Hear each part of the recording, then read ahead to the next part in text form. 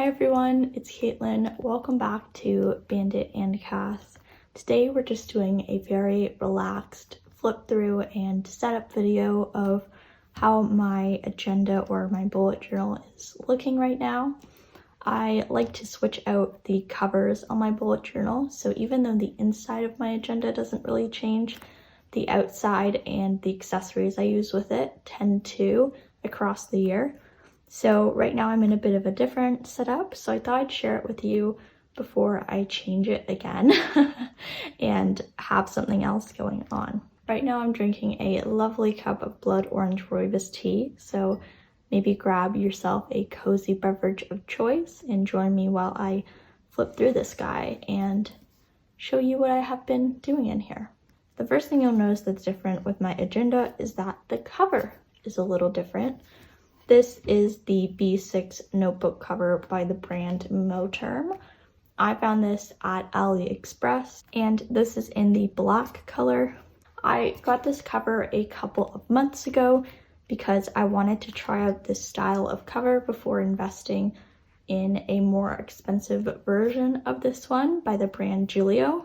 And I decided to switch back into this cover because I wanted to let my undyed Gillio have an opportunity to get a bit of a tan. And I also want to use this guy a bit and share the love with all of my covers. I do have a comparison of this cover and the Gillio cover up on my channel, but I just wanted to mention a couple things I've been enjoying about this cover as I've been using it the past couple weeks. The first thing that I've been really liking is how durable this cover is.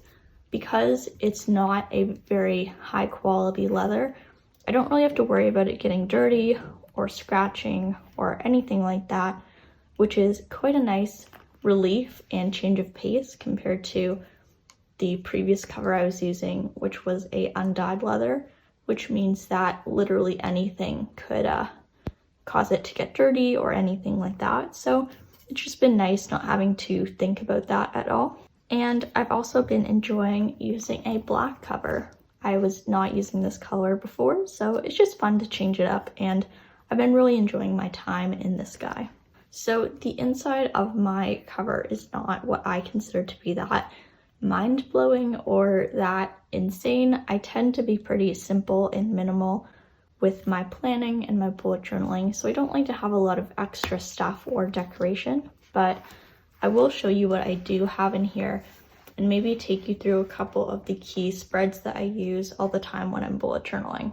So I don't have anything in these cards.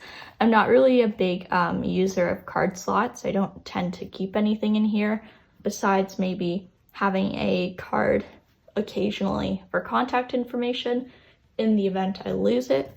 But right now I'm not really leaving the house, so I didn't really see a need for that. I keep one stalogy notebook in this cover. This is a B6 stalogy 365-day notebook. This is the full year, so it has 368 pages. And this has been my bullet journal since January.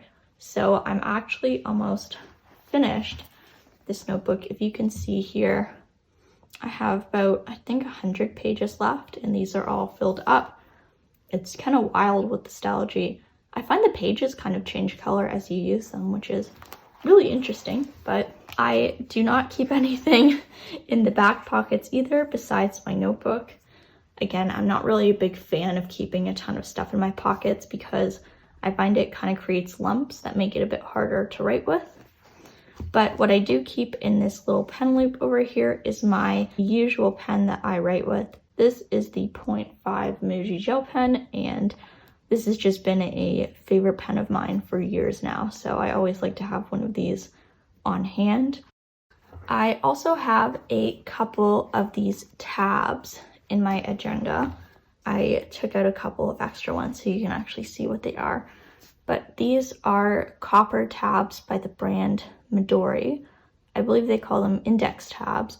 And I got these recently, but they've actually been quite a lovely addition to my bullet journal because these tabs are so thin that they don't create bumps in the pages, but they allow me to mark off pages that I want to flip to more quickly and reference more. So that's been really nice.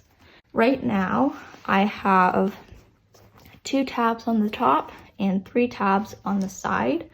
And then I also have these 2 ribbon bookmarks in 2 different spots. I will go through those now so you guys know what everything goes to. So first, starting with the ribbon bookmarks, the first bookmark here goes to my future log, which is like a yearly calendar. If you have a regular planner, essentially it has all of your dates that you need to reference for the entire year, what's going on, all that good stuff. And then the second tab I keep on my monthly spread so that I can easily reference this since I'm looking at it almost every single day. So, and then the 3 side tabs I keep on the current month, the previous month, and then if I've set it up the next month. If I haven't set up the next month, I'll keep 2 of the tabs on the previous 2 months and then the final tab on the current month.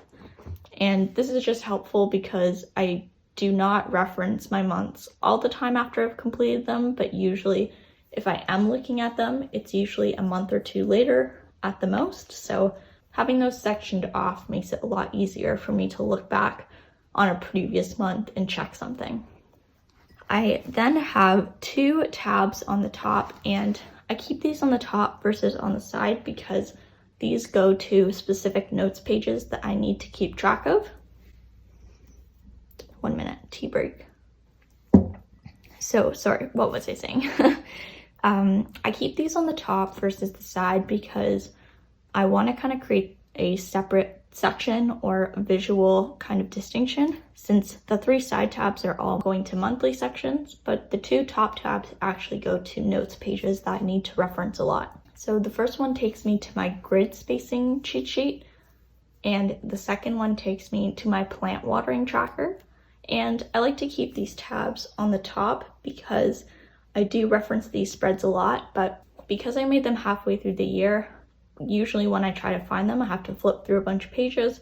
So it's just easier to section them off. And then when I set up my new bullet journal after this one is full, I'll be setting up those spreads at the beginning of the journal so that I don't have to mark them off because they're halfway through, if that makes sense. So really those, oh, you know what? I actually forgot about one. I do have one more bookmark in here. I'm a big fan of these copper ones, and this one you can actually see that it's patinaed really well, which is really cool. So if you can, I'll include a close-up shot in the B-roll, but you can actually see this, it's called a book dart, started out the same color as this index tab.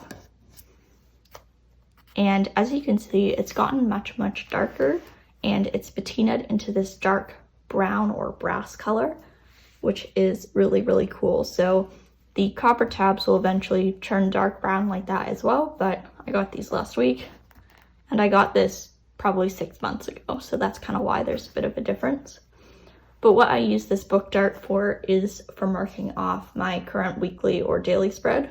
One thing I really love about the bullet journal is you make your own spreads and you have the flexibility to customize them however much you want. So some weeks I'll create a weekly spread if I have a lot going on my schedule and I want to see my entire week at a glance. And other weeks, like this week, I have just a daily log and a running to-do list because I don't really need that structure right now. So either on my weekly spread or my current daily spread, I'll have this book dart, and that's what I flip to most of the time since that's kind of the spread I'm usually working on the most during that day. And besides all of those bookmarks, I don't really have anything else in here besides just the notebook, my pen, and the bookmarks really.